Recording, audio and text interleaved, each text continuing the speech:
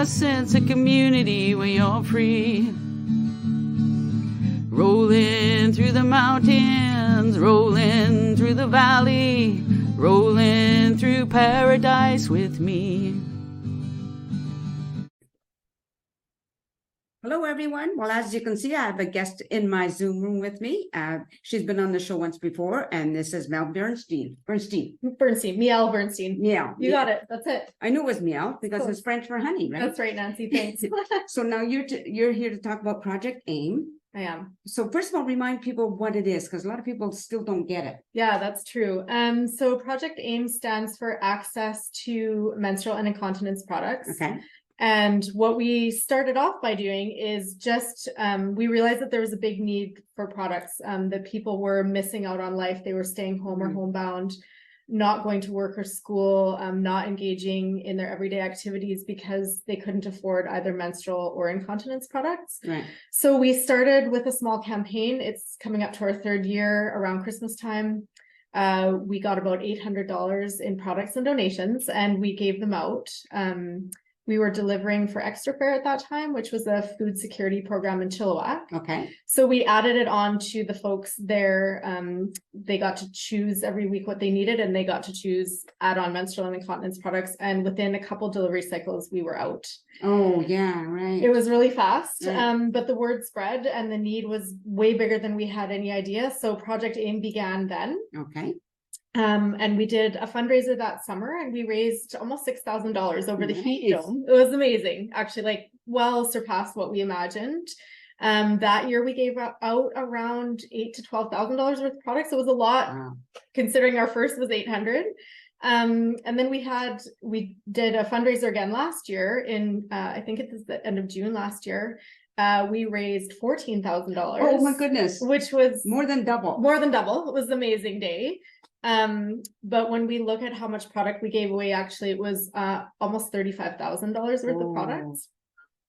So things have changed a little bit from just giving product away, which is how we started, obviously, because we realized we're a tiny little volunteer organization. Right. And we couldn't keep up with the need, especially now with the economy as it is. It's people are really struggling. Yes. So we started talking to legislators on the provincial municipal level, speaking to city councils. We've been partnering with Kelly Patton on a lot of these issues. She's been speaking about these issues at legislature in Victoria. Nice. And what we've been asking for, our big dreams are that all public bathrooms, and people even in their homes just have menstrual products out as if they're toilet paper. Yeah. Right? Yes. Yeah, I know. It's when you say it, it's like obvious, but obviously it isn't obvious yet because it hasn't happened yet. Right. So we've been making big strides though, right? So we chatted with Chilliwack City Council, and they were receptive to some degree. I've heard City Hall has some dispensers now. They weren't a resounding yes, like they're going to do it in all their bathrooms, but I think slowly but surely they're making changes there. We just spoke to the District of Kent, and they voted to go ahead and move forward to do that. So it'll take some time, right? Yeah. And I'm working on budgeting and what is the right type of products and dispensers for each bathroom, but we are there to help them do that. And I'm super excited that my hometown is Agassiz. Right. So I'm very excited that District of Kent will actually be only the second district in all of British Columbia to have voted to say yes. Saanich on Vancouver Island has gone ahead, and they've actually got product and dispensers in all washrooms in their district. Yeah. Municipal washrooms, but I'm pretty excited the District of Kent will be following suit and will be a leader in menstrual equity. So, you know, you feel like you're banging your head against a lot of no's and a lot of people that think, why should we pay for that? And it's not my problem, especially men, right? But yes, unfortunately. This is an issue that it's more than 50% of the population that menstruates. And we're not even talking so much today about incontinence. It's we help people with incontinence. We give away products. We've been focusing a little bit about legislation, pardon me, for menstruation. Because our provincial government right now has made it an issue that they're working towards. we also believe that people with incontinence, with bladder incontinence, these products should be provided through medical. I agree with that, Right. 100%, because those products are not cheap. No, and they're every day. Yeah, absolutely. Right. Yeah. Our menstrual clients, often we can set them up with a whole bunch of product and it lasts them a really long time, or we Right. can set them up with reusables and it's ongoing. Our incontinence clients, that they're the most expense to us Right. because they're every single day and it doesn't end. And those can cost thousands and thousands of dollars a year. Yeah. Right. So for a little organization like that, us, it's tricky, but It is tricky. Yeah. I just want to mention about the menstrual and with men. Men, you have to remember, these could be, what if you, as a father, had a young daughter who started menstruating and you couldn't afford those products? Right. Like, you have to think differently, that's right. right? It's not about, That's right. oh, that you don't menstruate, so what? But your wife does. Your friends, Your your friends, nieces yes, and yes. sisters and everybody, right? Yeah, it's important. I keep looking up there instead of looking at the camera. It's important to remember those things. And sometimes I understand it's hard to get that message through. But what's really, really great is that step now you're going forward with the government issues and, bringing it there, right? And really advocating. So the provincial government has some legislation already on the books that menstrual products are supposed to be provided free in schools in BC. When we hear from the students and the staff, so far that hasn't been rolled out in a way that is adequate for all needs. So we're really working with at least our local school district in Chilliwack, and hoping that as we roll into next year, that you're going to see products in more schools and more bathrooms and more access to all people. Right. And all genders who need them. And of course, this can be a little bit of a contentious issue, but we don't think it should be. Yeah. And we feel like the more we normalize seeing menstrual products in bathrooms, the less it's going to be an issue anymore. Right. So that's something we've been working on, which is exciting and different for us. We've been to Victoria, to the legislature with Kelly, which is amazing. And then the next thing we've been doing is some education days. So we partnered with Kelly Patton and Hello, the neighborhood. My mind just went completely blank.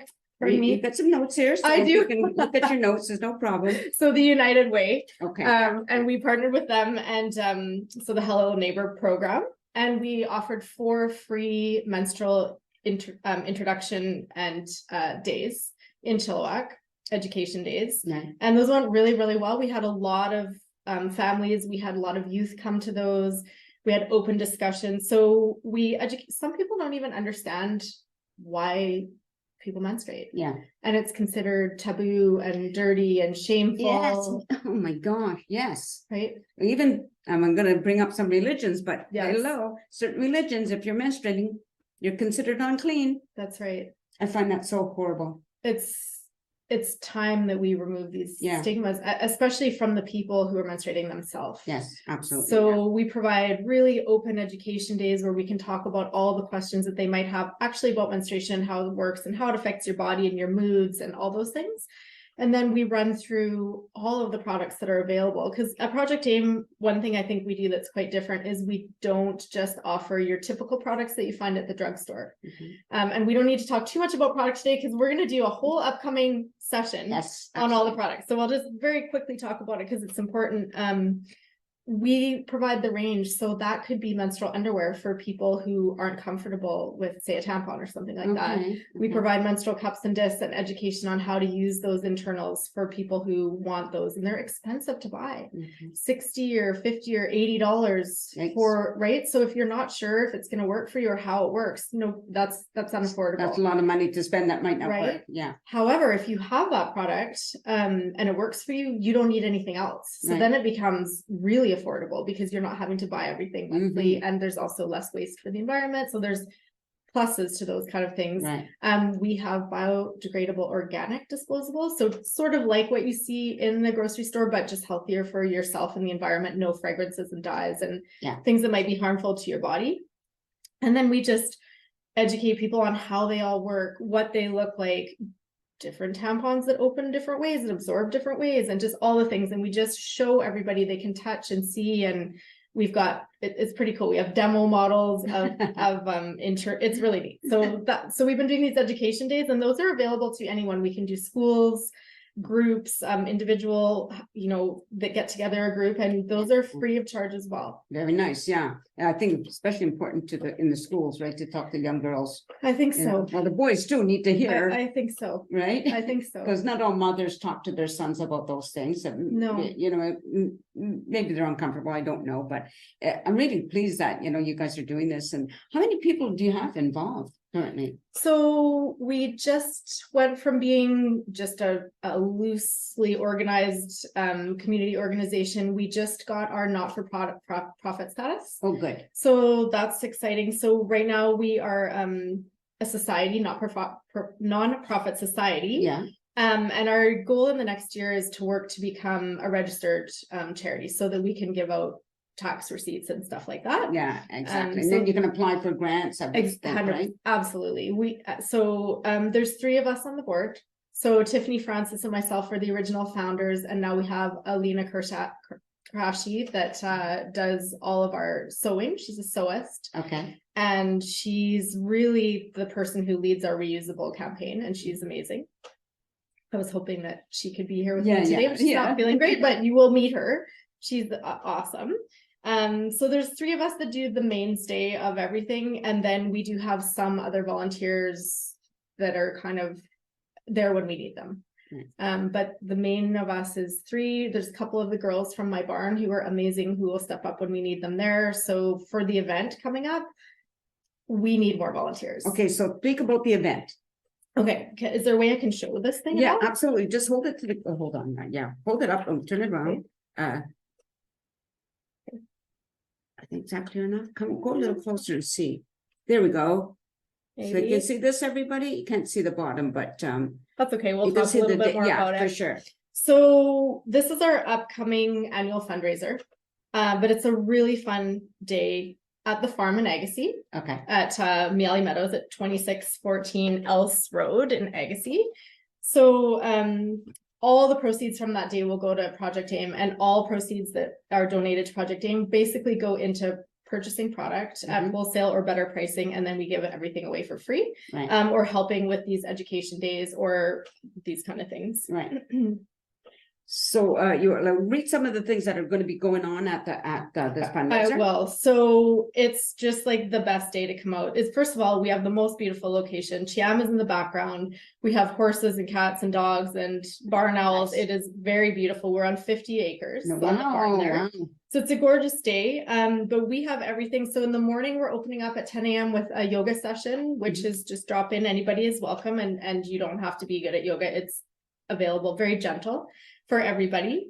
We have a vendor market all day. So we have, I think, over 30 vendors, very unique vendors, like some from not all just, like some that you haven't seen before.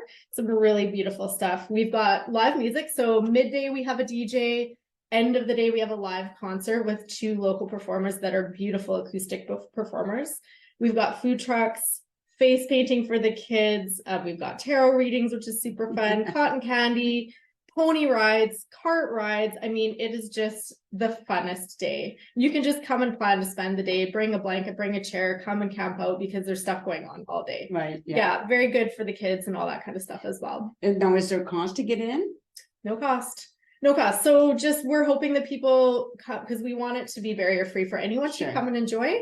And then, and there's a silent auction. So our biggest fundraising every year is our silent auction, and we have the most amazing things on our silent auction.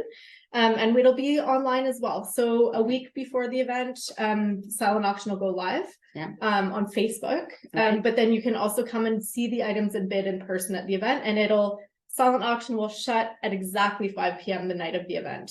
So it's free to get in, and then you can, all the things that you would purchase or whatever. So a portion of the food trucks or all of our vendors either will donate a portion of their money or a silent auction item.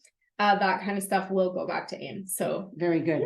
Yeah, very good. I was going to ask a question. Now I've forgotten what I was going to ask. Talk about brain dead. Okay, so I think we've covered everything, maybe, because I can't remember what the question I was going to ask you. I know. I stumbled through a few things myself. It's been a long day, and getting ready for this event is Oh, I remember. crazy. Yeah, volunteers. Yes. Yeah. So you need some volunteers, or you're looking for volunteers for this 100%. event? Yeah. So what specifically do you need, or do you know? Yeah, I mean, we're definitely looking. So we have a lot of people who are donating silent auction items. So we're going to need pickups coming up over the next week or so. Just getting the venue ready. So coming and doing some prep work on, up a week before, setting up that kind of stuff. And then day of event, we just need people who will man the different events, keep things tidy, that kind of do the silent auction, set up, tear down, that kind of thing on the day of the event as well. Okay. AIM is also looking for people who think that this is a worthwhile venture and would want to join our team. We have a list of ongoing volunteer needs because we've grown from tiny to pretty big, pretty quick. We have a lot of administration, calling, emailing, reach outs, deliveries, because if people, so we do have, for example, you can pick up product at Agassiz, at the Bookman in Chilliwack. We can arrange those as well. But there's people that are homebound. And so we actually will deliver to people's homes. Nice. All the way out Hope and beyond, and all the way Vancouver and beyond sometimes. So people who have ability to maybe pick up and drop off is also really important too. Right. So if somebody wanted to volunteer, how would they do that? So you can find us on all the socials at Project AIM Community, on Facebook, on Instagram. We have a website. My phone number is open, so you can call or text me at 604-889-2235 for any needs. So if you have any needs of menstrual or incontinence products, questions about how anything works or whatever, or you want to come volunteer with us, texting me is generally the quickest way to get an answer, but on our socials is good too. Very good. Okay. So just a reminder, everybody, that's Project AIM. The event is just Saturday, July 22nd. Yep. Starts at 9 a.m. at Agassiz. Okay. Yeah. And there's a family fair and there's markets, and it sounds like there's going to be a whole fun day. It's a fun day, right? Total fun day. And live music is always great. Food. Oh yeah. Yeah. Everybody likes to eat. Exactly. And people even line up to eat. That's right. So did you think we hit on everything that you needed to talk about? I think we did. Okay, good. We got through a lot in a short time. I think I talked fast. That's all right, but you have a lot to say, so that's okay. I have to learn to slow down. Somebody said, you talk too fast. And I said, can't people think faster? Well, it's have to be on us. Anyway, well, thanks everybody. So listen, please share this one. These things are important because, as we said, not everybody can afford those products that they need. It's not like a want. It's not like a cosmetic thing. It's products that people actually need, So think about that and let that sink in. So thanks for watching, everybody, and thank you for being here. And take care, everybody, and peace out. A sense of community, Chilliwack's a place to be. A sense of community where you're free. Rolling through the mountains, rolling through the valley, rolling through paradise with me. It's multicultural, you're sure to see it all. Chilliwack's the place to be, you'll see. Come party in the park, go dancing after dark. Chilliwack's the place to be, you'll see.